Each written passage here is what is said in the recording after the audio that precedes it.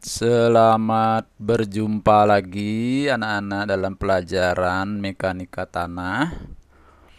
Pada pertemuan kali ini kita akan atau judul pertemuan kita adalah plastisitas tanah.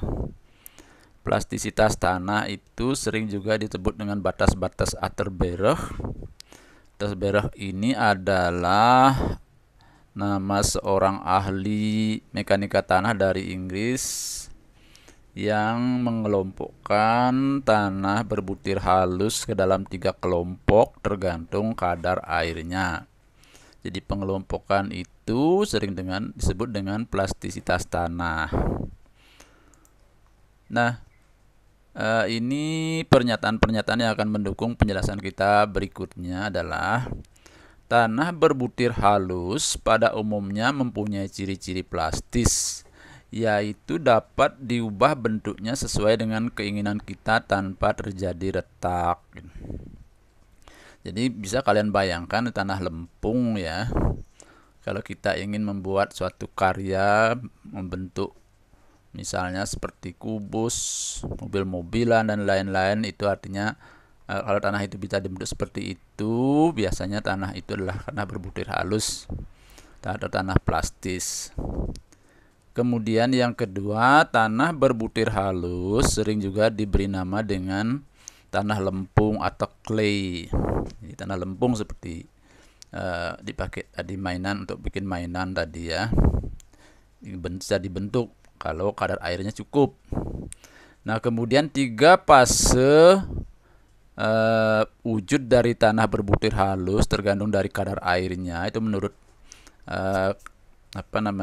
Atterberg atau plastisitas tanah, yaitu ada dalam bentuk fase kaku, yang kedua fase plastis, yang ketiga fase cair. Ketiga wujud ini berbeda-beda karena kadar airnya yang berbeda. Jadi kalau tanah dalam kondisi kaku ditambahkan air pelan-pelan, kemudian kita aduk dengan baik, maka tanah itu dari kaku akan berubah menjadi plastis. Kemudian dari plastis kita tambahkan air pelan-pelan, maka namanya tanah menjadi fase cair. Ya, ini ada suatu diagram sesuai dengan yang disampaikan oleh Atterberg.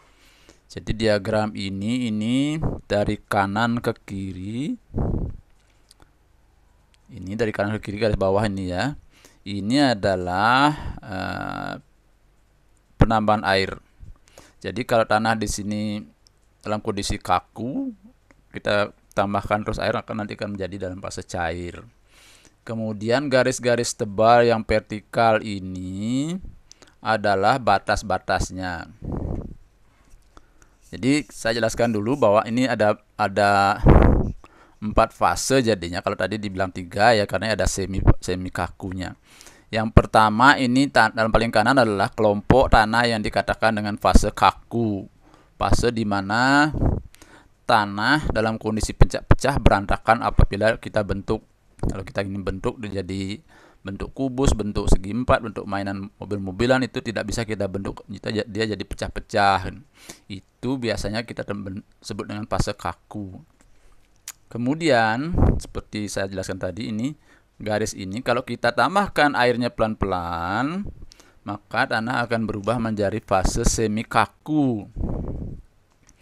Tanah semi kaku itu dapat dibentuk atau digiling, tapi tanah ini kalau kita giling-giling di atas suatu permukaan, dia akan timbul retak-retak. Itu namanya semi kaku.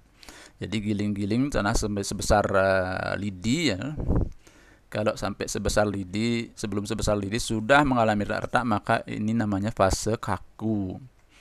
Kemudian kalau tanah dalam kondisi fase kaku ini kita tambahkan lagi air pelan-pelan, kemudian kita aduk dan kita giling-giling lagi sampai diameter kurang lebih 0,5 cm atau 5 mili, tetapi tanah tidak timbul retak-retak. Jadi tanah yang kita giling itu tidak retak-retak, maka tanah itu kita kelompokkan dalam fase plastis.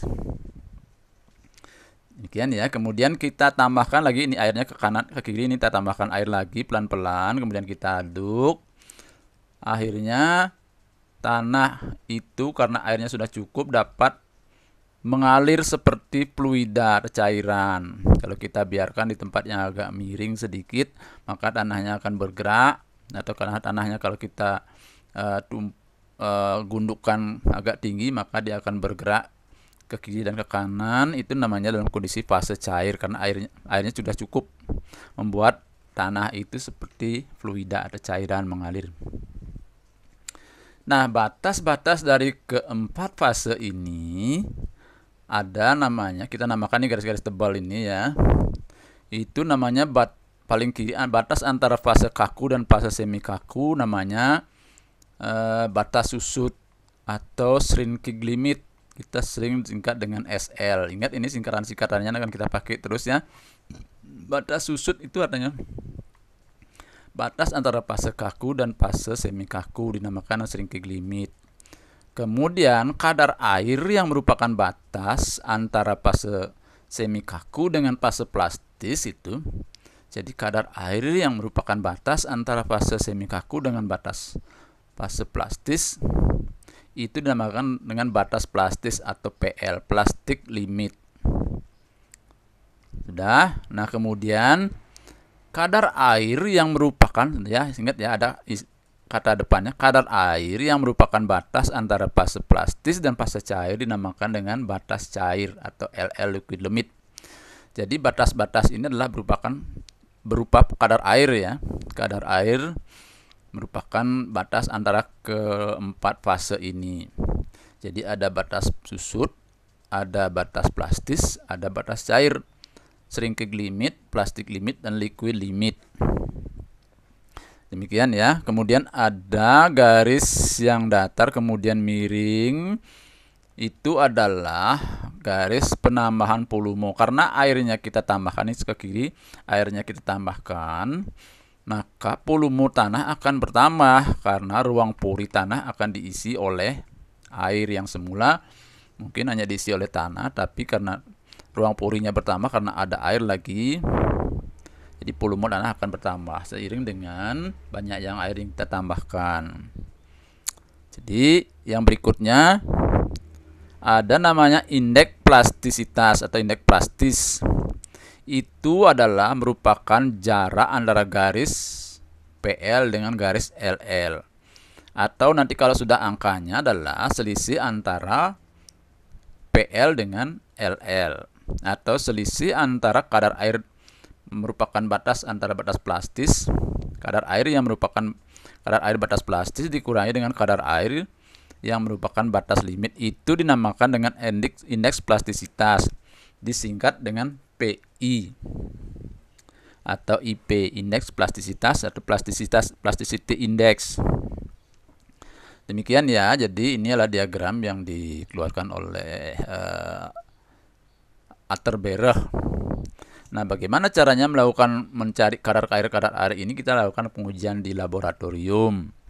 Berikut saya kasih bayangan sebelum kita praktek di laboratorium, atau mungkin kalian sudah pernah praktek. Jadi kondisinya adalah caranya adalah yang pertama, cara untuk menentukan batas cair. Alat yang dikembangkan oleh Casagrande. Ini Casagrande juga seorang ahli mekanika tanah ya. Namanya cawan Casagrande. Ini seperti kuali atau penggorengan kecil. Diameternya kurang lebih 5 cm ya, 10 sentian ya. Dan cawan ini ada di cantolan di sebuah as di sini. Kemudian ada pemutarnya. Kalau kita putar ini, maka cawan ini akan bergerak naik turun sehingga dia naik kemudian diputar lagi turun, seperti ada hentakan-hentakan pada alas ini. Jadi ada pukulan itu ya. Nah, kemudian ini adalah counter atau angka yang menunjukkan berapa putaran kita sudah memutar tangkai ini. Nah, cara menggunakan cawan Casagrande ini untuk menentukan batas cair adalah tanah kita siapkan dalam 3 kondisi kadar air yang berbeda. Nah, tanah yang kita siapkan sudah kira-kira sudah mulai agak lembek gitu. Kita poleskan di sini di cawan ini. Setelah dipoleskan kurang lebih tebalnya sekitar 0,75 cm ya. Kita gores di tengahnya, alat penggoresnya ada nanti khusus ya, tidak sembarangan, sehingga tanah ini terbelah menjadi 2 bagian. Jadi ada bagian ini kelihatan cawannya ya, sampai kelihatan cawannya di bawahnya ini sudah menutup ini. Nah, kemudian setelah tergores seperti ini, tangkainya ini diputar sambil dihitung atau dilihat angkanya berapa putaran sampai goresan ini antara kiri dengan kanan menyatu di bawahnya. Nah, setelah menyatu kita hentikan, kita catat jumlah pukulannya, berapa pukulan yang kita perlukan sampai kedua sisi tanah yang kita gores ini menyatu. Kemudian kita hitung tes kadar air tanah ini yang kita poleskan tadi. Nah, cerita ini kita lakukan paling tidak 3 kali ya, sampai menghasilkan pukulan kira-kira di atas 25 pukulan, kemudian kira-kira 25 pukulan, dan di bawah 25 pukulan. Gimana caranya menentukan jumlah pukulan sampai di atas 25? Kita coba-coba ya. Kalau jumlah pukulan yang kita dapatkan sampai 2 bidang kiri kanan ini menyatu terlalu banyak, artinya kadar airnya kurang gitu. Kalau terlalu cepat dia menyatu, berarti kadar airnya kebanyakan. Nah, sampel yang semula kita lakukan pertama kali ini, kalau airnya kebanyakan, kalau terlalu banyak pukulan yang diperlukan, maka kita tambahkan air lagi. Kita campur dengan baik, adon-adon dengan baik, aduk, kemudian kita poleskan lagi. Kemudian kita poleskan seperti ini, digores, kemudian diputar-putar, terputar lagi sampai menemukan jumlah pukulan. Kemudian kita tes kadar air dari tanah yang kita poleskan di sini. Demikian kira-kira ya, kita lakukan 3 kali sehingga menghasilkan pukulan yang jumlahnya di atas 25, yang jumlahnya kira-kira 25, dan yang jumlahnya di bawah 25 pukulan. Setelah mendapatkan jumlah pukulan, kemudian masing-masing kadar airnya kita tes, kita akan membuat grafik seperti ini. Yang ke atas ini adalah grafik hubungan antara jumlah pukulan, di bawahnya jumlah pukulan atau N ya. Grafik hubungan antara jumlah pukulan dengan moisture content atau kadar air ya. Moisturized content. Ini titik 1, titik 2 ini adalah jumlah pukulan yang pertama. Kira-kira ini kita mendapatkan 3 hubungan ya. Kalau kadar airnya jumlah pukulannya misalnya 35, kemudian kadar air yang kita dapat kira-kira ini adalah sekitar 34, 30, 32. Nah, di sini sekitar 32,5. Ini adalah hubungan kadar air dengan jumlah pukulan yang kedua. Kemudian ini adalah hubungan antara kadar air dengan jumlah pukulan yang ketiga.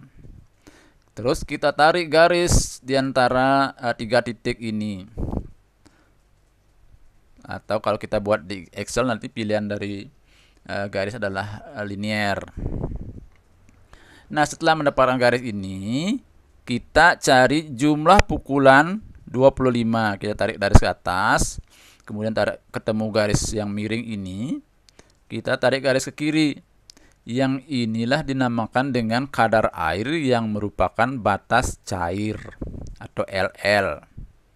Jadi pada pukulan 25 kita tarik ke atas, kemudian ketemu garis miring ini kita tarik ke kiri, itu dinamakan liquid limit atau batas cair. Batas cair yang merupakan kadar air yang dinamakan dengan liquid limit atau batas cair. Di sini kebetulan ketemu 35,2%. Demikian ya, nanti kita praktekkan. Kalau kalian praktekkan di lab nanti akan lebih paham. Ini cerita di kelas dulu ya. Selanjutnya, yang kedua adalah menentukan batas-batas plastis atau PL, atau plastic limit. Nah, ini bermain tanah ya, tanah yang tadi kita sudah sudah selesaikan di batas cair, kita tambahkan lagi tanah lagi sedikit sehingga kadar airnya menjadi lebih kecil. Tadi kan sudah mulai cair ya. Tambahkan, kemudian tanah ini kita giling-giling di atas suatu lapisan kaca atau lapisan kertas ya.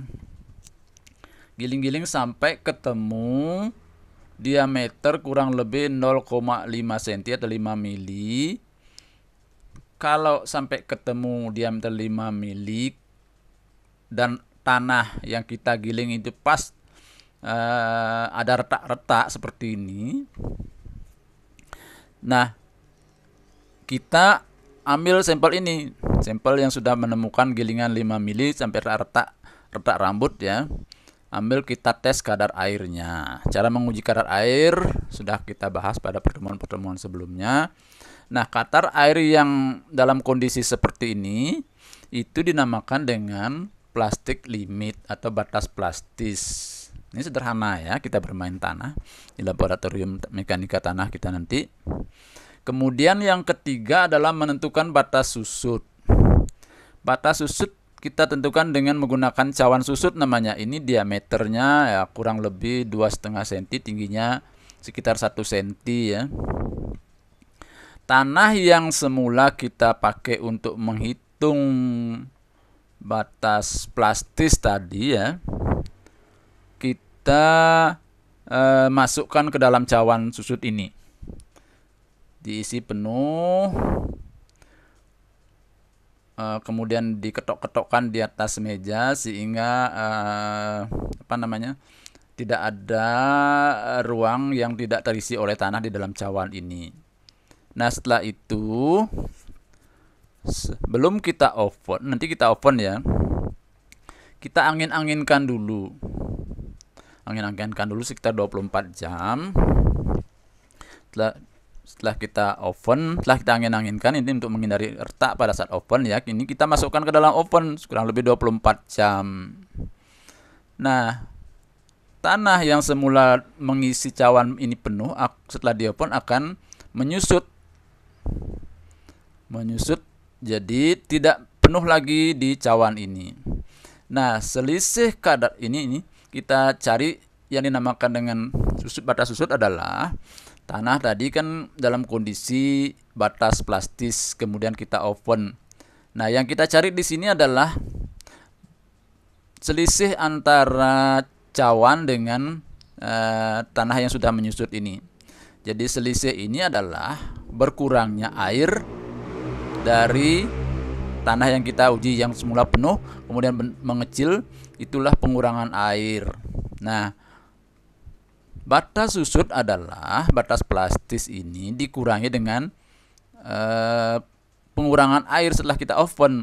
Nah, caranya menguji berkurangnya air nanti kita akan gunakan air raksa. Jadi di laboratorium ini kita akan jelaskan bagaimana caranya menentukan pengurangan kadar air ini setelah kita oven gitu ya. Jadi batas susut adalah shrinking limit ini ya, adalah PL dikurangi dengan pengurangan kadar air ini berapa. Itu adalah kita akan mendapatkan kadar air yang dinamakan dengan shrinking limit. Ya, demikian caranya kita menentukan ketiga batas tadi ya, batas cair, batas plastis, batas susut. Nah, yang terakhir kita akan akhiri dengan beberapa pernyataan sehubungan dengan batas-batas terbelah atau plastisitas tanah tadi ya.